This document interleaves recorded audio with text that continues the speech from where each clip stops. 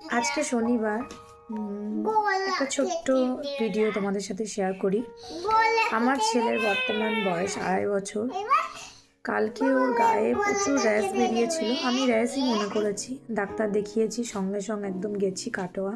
ওখানে গিয়ে জানতে পারি যে ওর পক্স হয়েছে। ওকে 5 দিন অন্তত বলেছে যে বাড়ির মধ্যে রাখতে, আর বাইরে বেরোতে বারণ করেছে। ও তো সকাল থেকে প্রচুর কান্নাকাটি করছে, মানে বাইরে যাবে বলে। ওর একটা মানে বন্ধু আছে, ওর সাথে খেলবে বলে, কিন্তু আমি যেতে দিইনি। বাবারা বলছে, মানে বাবারা অ্যাটলিস্ট মানে ওকে নিয়ে বেরিয়েও যাচ্ছে, কিন্তু আমি মানে কোনো রকমে সবাইকে চিল্লি করে আটকে রেখেছি, কারণ এটা ইনফেকশন ছড়ায় আর ওর পক্ষেও মানে ক্ষতিকর। তাই তো আমরা সন্ধ্যেবেলায় দেখো মা বেটা ক্লে নিয়ে আমরা কিছু বানাচ্ছি, আর তোমাদেরকেও ভিডিও করে দেখাচ্ছি যে আমরা কি বানাবো। চলো। আচ্ছা, একটা পুরনো আয়না ছিল আর কিছু ক্লে ছিল, যেগুলো দেখতেই পাচ্ছ একদম শুকিয়ে গেছে, খারাপ হয়ে গেছে।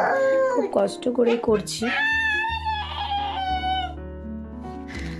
মানে আর সেরকম কালারও নেই আমার কাছে ভালো। এই যা দেখতেই পাচ্ছ, যা আছে এখানে এগুলো দিয়েই করছি।